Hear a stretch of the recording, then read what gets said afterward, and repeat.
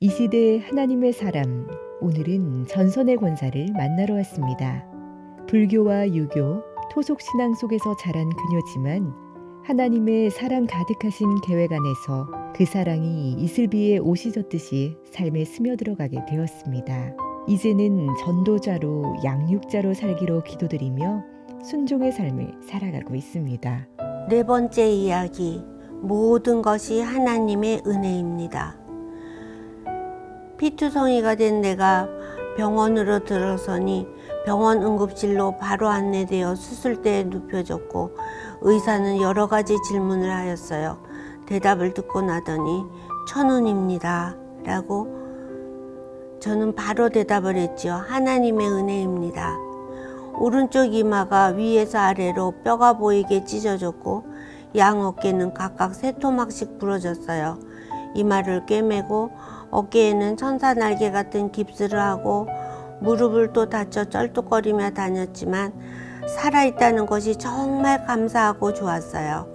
그러나 무엇보다도 걱정되는 일은 머리를 심하게 부딪혔기 때문에 48시간 안에 토하게 되면 뇌출혈의 위험이 있다는 것이었어요. 의사 말로는 식물인간이 될 수도 있다는 것이었어요. 48시간밖에 남지 않을 수 있다는 나의 생명을 놓고 저는 하나님께 감사를 드렸어요. 하나님 아버지, 무한 감사드립니다. 이제 48시간 후에는 아무도 알아보지 못할 수도 있다는데 저로 예수 믿고 천국에 갈 수 있게 해주셨으니 얼마나 감사한 일인가요. 즉사하지도 않아 기도도 드리고 마지막 정리도 할 수 있게 해주시고 사랑하는 남편과 아들과 문병화 주신 친지들을 내 두 눈 속에 담고 그들의 따뜻한 손도 잡아보고 갈 수 있게 해주셔서 깊이 감사드립니다. 그런데 하나님의 은혜로 머리도 아프지 않고 토하지도 않아 식물인간이 되지 않고 살아났죠. 48시간의 시한부 생명. 이 경험은 그 후에 내 삶에 참으로 귀한 경험이 되어 주었어요. 한 달의 입원과 2달의 통원 치료가 끝난 뒤 어깨뼈도 잘 붙어 바람도 쏘일 겸 아들과 함께 뉴욕으로 오라는 친구를 만나러 보름 동안 갔다 온 후로 왼팔이 아파오기 시작했어요. 사고의 후유증인가 해서 동네 정형외과에 가서 물리치료를 받은 지 일주일쯤 되었는데 통증이 심해 똑바로 누울 수도 없고 왼팔은 뚝 하고 달려나갈 것 같이 아팠지요. 의사는 빨리 대학병원으로 가라고 했어요. 신촌 세브란스에 입원하여 진찰을 받고 강남 세브란스로 이송되어 수술을 받게 되었어요.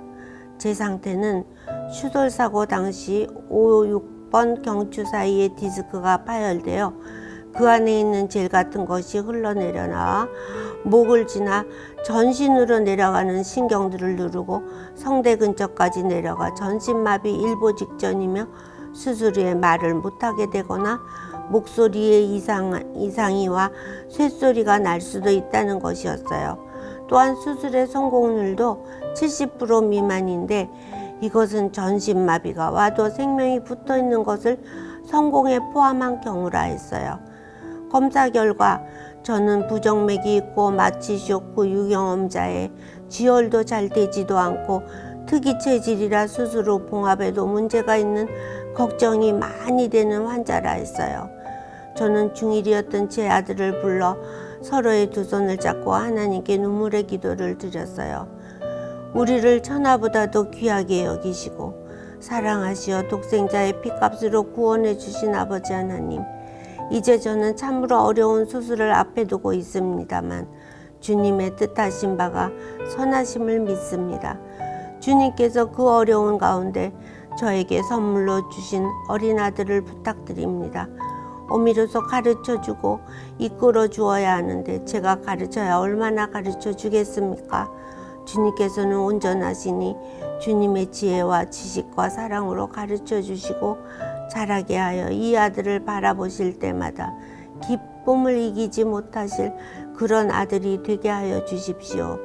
라고 기도를 드리고 아들에게 어미가 만약에 천국에 가게 되어도 주님께서 주신 성경의 말씀대로 믿고 살기를 약속해 주렴 하니 어린 아들은 눈물로 약속해 주었고 지금껏 하나님의 자녀로 믿음 생활을 하고 있어요.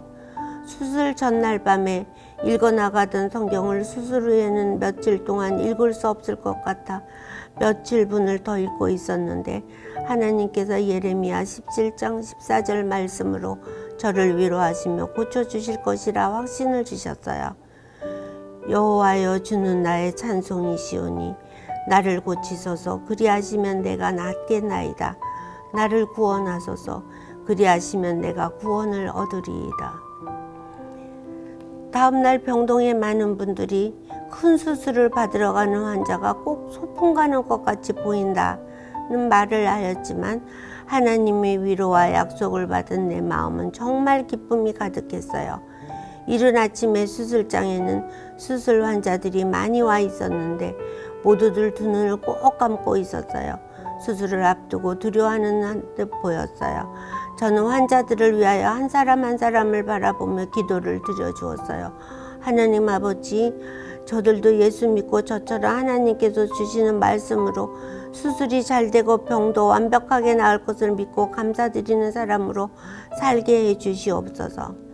수술대 위에서 모든 것을 하나님 뜻에 맡기는 기도를 드리고 의사가 숫자를 세라 해서 5, 6을 세었을까? 눈을 뜨니 수술장에 걸려있는 겟세마네 동산에서 피땀을 흘리시며 기도하시는 예수님 그림이 보였어요. 말씀하신 대로 살려주셨구나. 회복실로 돌아온 저는 마비 여부를 알아보고 싶었어요. 먼저 하나님께 감사의 기도를 드리고 떨리는 가슴으로 손가락을 움직여 보니 움직여졌어요. 이어 발가락도 잘 움직여졌지요. 그 다음에 목소리가 나올까? 하며 주님 하고 불러보는데 제 목소리가 들려왔어요. 제 두 눈에서는 감사의 눈물이 소리 없이 흘러내렸어요.